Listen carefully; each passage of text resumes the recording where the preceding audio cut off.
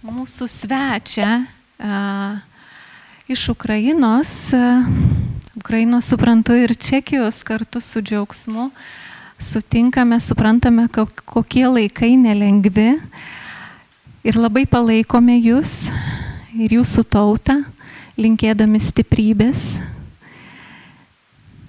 kad viskas išviesa galiausiai. Ir Yanina Yukhymuk mums paskaitys pranešimą programinė muzika kaip mediumas šiuolaikiniams rašytojams. Pasitikite. It's good. I want to say thank you to all Lithuanians. Oh, your support is so heartwarming thing. Sorry. I'm a little bit confused for so high community, so high level of the conference. So, and my English sometimes is not excellent. Thank you. My topic today, my paper, is not absolutely about Mikalojus Čiurlionis as well. But I mostly inspired maybe from all times I've been, because it was my favorite painter and composer. Not poet, because I didn't study Lithuanian language, so I cannot understand his poems and his novels. But I liked a lot his works, and the principle of describing in non-verbal art, it was something new for me when I was a child. And now it's automatical. Sorry. So now I am PhD. I defended my thesis about relationship between music and literature. And today I'd like to speak about a new field for me, because I never studied modernism, but I'd like to know more about this. And so let's start. Modernism. Modernism in Ukrainian literature was most widespread in the years 1900 and 1940, although some of its elements are also present in the literature process of the 1980s. One of the most important slogans of modernism was the idea of sovereign beauty and rejecting social and political environment. Despite the fact that this trend wasn't central in Ukrainian literary modernism, he nevertheless spoke about the utilitarian purpose of literature, and actually Ukrainian modernism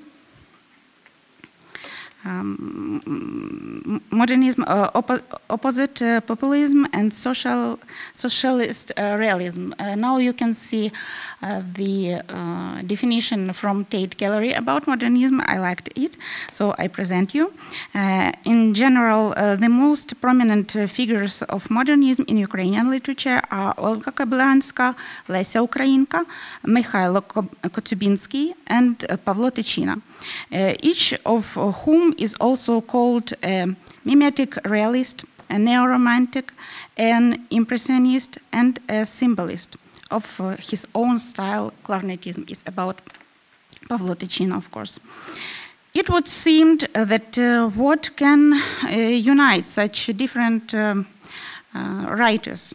All of them created at least one work, the title of which is related to music, and with the help of which they influenced to the reception of readers, because the title encouraged them to find an answer in the text written by people who lost the opportunity to realize their talent in music. First, I'd like to present you gentlemen. Ladies first, but today not. Today, gentlemen. Chronologically, this is Pavlo Tychyna and Mikhailo Kotyubinsky will be the next. They will be. They created their works later than ladies, but I'd like to say more about Olga Kobylanska and Lesya Ukrainka, so I start from Mikhailo Kotyubinsky and Pavlo Tychyna. They became friends when Kotyubinsky was already a famous writer, much older than Pavlo Tychyna, and however were brought together by their love of music, and both had no musical education, despite their great love for folk singing and academic music. In childhood, Kotyubinsky used to listen to songs performed by old lyre player for hours, and then secretly invent his own songs, none on which, unfortunately, have survived. Because he was a little child, nobody wants to collect it. Combined with a deep respect for nature, his love for all living things spilled into the impressionistic novel Intermezzo, which were written 1908. The lyrical hero flees from the city hustle and bustle, the hot breath of large industrial city. In the bosom of nature, he feels close to space, associating himself with the planet around which satellite inspects are flying. This breath of fresh air heals, inspires, and gives strength to the narrator. And so he returns after a short break to this city without interruption, his imaginary connection with the nature. So here is Pavlo Tychyna. Tychyna didn't interrupt his connection with the nature and music, which he also considered a part of nature for a very long time. The poet's early works is characterized by similar to the rhythm and melody of birds, of singing birds, of course. The construction of his poems and original metaphors are similar to the songs of nightingales, larks, and other small birds. After the publication of the collection of poems Sunflower Clarinets, 1918, Pavlo Tychyna received recognition, and his colleagues began to call his own style clarinetism. Like you can see, here is a little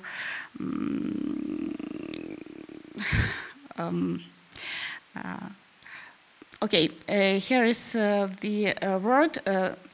In Ukrainian, it means like the sunflower, or not correct name of the sun. And here is the sun clarinets, or maybe sunflower clarinets, but all of this about nature. But the moral of the artist was broken by the need to constantly raise political slogans and civic poetry. In his old age, he said about himself that all he had left of the solar clarinets was a carelessly painted pipe. Here is Olga Kobylanska. She took piano lessons only for 2 months. However, it is known before her paralysis, and she played the drimba, vargan, maybe you know, it's a little instrument for tongue and lips, maybe sometimes for teeth, and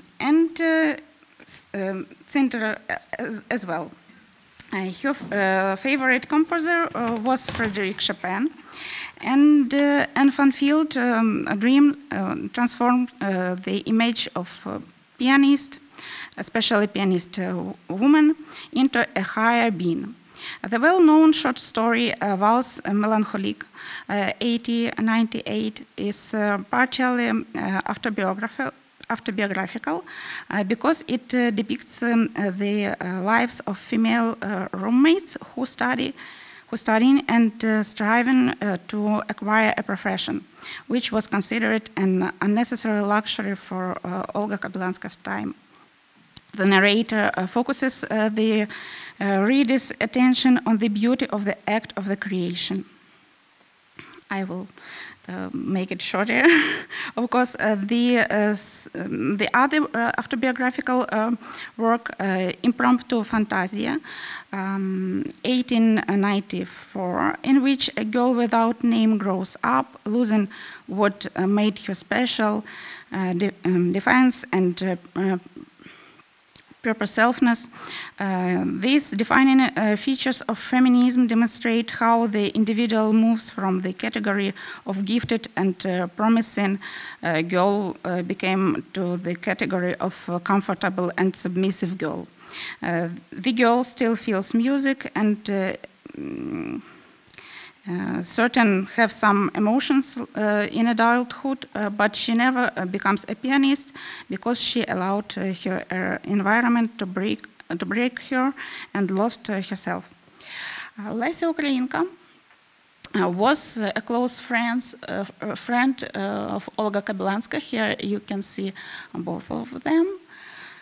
And she had a poem, Farewell to a Friend, when she got a surgery because she had bone tuberculosis. And so she lost the ability to play piano, and it was her last speech to her friend, to the piano. But she liked folklore very much. The stories about mythical creatures that little Lesia constantly heard from her around. It was natural in Volyn region because people since ancient time till nowadays they believe that somewhere in wood, in water, in air there are many different creatures which can help, which or not, and so she believed in that. So mavericks, mermaids, forest dwarfels, various spirits living in the forest, mountains, and reservoirs captured her imagination and later became the characters of the poetic extravaganza drama Forest Song. Okay, I consider this work to be the highest. I think this work shows her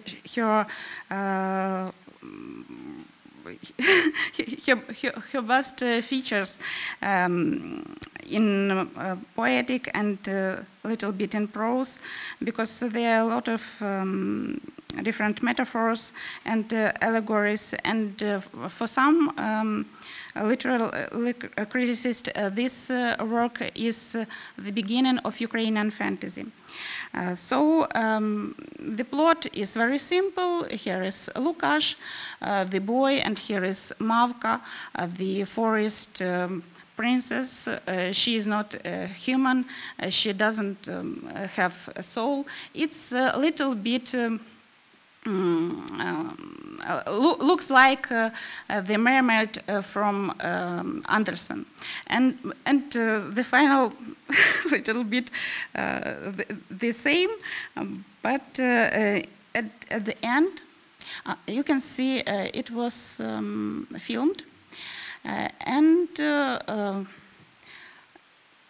after the film we had a kid movie, animation film, but now we need the update of our culture. We want to be modern, and here is the movie from Ukrainian creative studio Animagrad.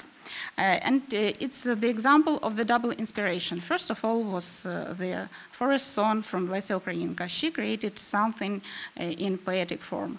And a lot of years after, some boys and girls who grown up on her works created this movie for kids, and not only for kids, you can see it. And of course, forest song.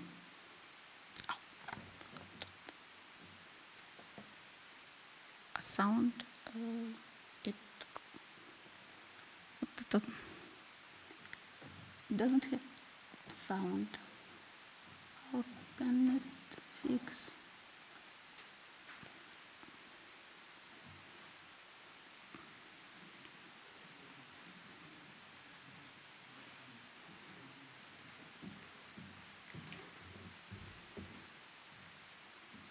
Okay, thank you.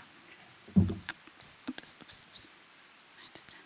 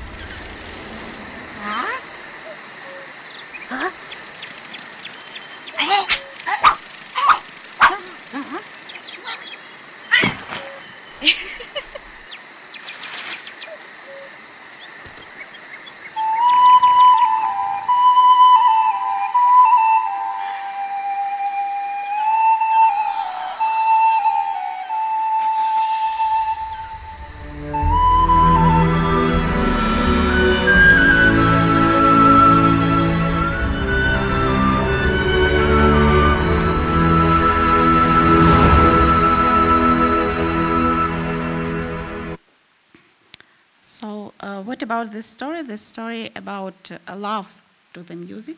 And Mavka doesn't love this human because she just hear the music, she just hear the song, non-verbal. And she loves them because she's thinking that his soul have been the most beautiful thing in this world. If he can create this beautiful music, so his soul is beautiful too, but not. A little bit trigger warning. Of course, the ecological theme, the main in this anime movie, okay. And the main message, the original message from Lesya Ukrainka forest song was in this movie, and it sounds like I have in my head, in my heart, something that doesn't die. When she understands that she became a tree, it seems like she will not be a forest princess anymore. Now she is a tree, but she understands that it's not the end, it's not the death, because she got the soul too.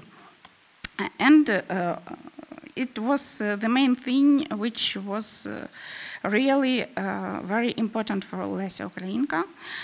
And finally, conclusions. The animated film has a happy ending because, first of all, it is ended for good for a children audience and family viewing, and this is very correct approach, since Ukrainian culture needs protection in order not only to be a full-fledged member of the European community, but also to be attractive to the young generation in Ukraine that consumes the mass products of superpower countries all over the world. Here we follow the path opened by Tom Moore, is the Irish artist, co-founder of the Cartoon Saloon animation studio. His way of motivation, explaining the importance of each element of the culture of our ancestors, is very important, because folklore and traditions are the soil on which unique innovation is growing.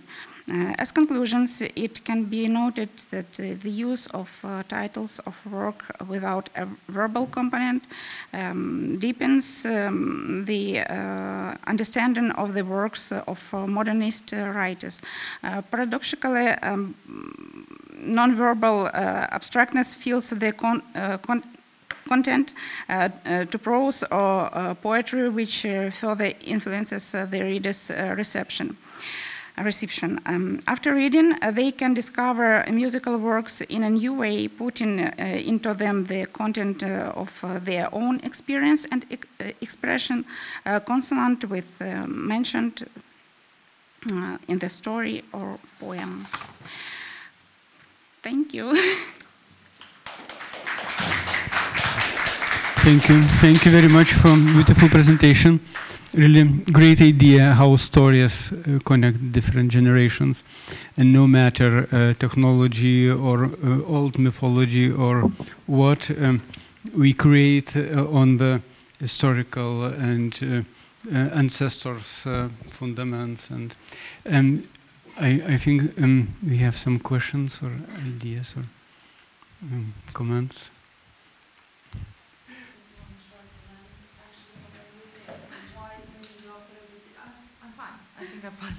It's just very briefly. I enjoy what I mostly enjoyed in your presentation is that there's no Čiurlionis in it. It's kind of source and inspiration, right? Yeah. So, I don't know, a vehicle or a machine which drives your research. So maybe you can just say a few words with your relationship with how Čiurlionis impacted you and in which way. I understood. Okay, thank you. I'll try to explain why do Lesya Ukrainka came to the place where everyone is talking about Čiurlionis.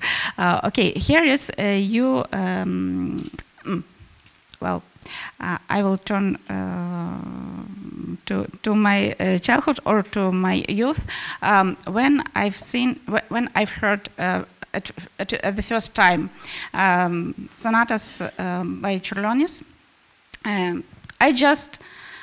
It seems like I seen the sea, I seen the sky, I've seen the forest and everything. And so in this case, the song, I've concentrated on the gender of song. The song, everyone everyone imagine the song in his own way. Everyone, each of all of us understand the song in her own way, and we can make the new sense. Like for the paintings or for the music, Čiurlionis, we make the new sense our own sense.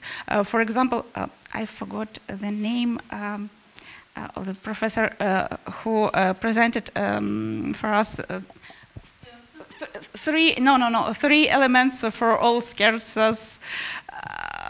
It was amazing, but I forgot his name. It's difficult to spell for me. Okay, this professor shown us how these elements fluent to our reception. And before he understood that here is presented three elements, he had another thinking, another mind about these paintings, and so about the poems, about the novels, whereas here is just a novel, here is just a title, and you have your own understanding of the name of this gender, for example. You have your own experience, and you create like we don't. I just never thinking about the quantity of the elements on the pictures by Čiurlionis. But now I've got a nice key to understand something new. And here is about the different things which we call in songs.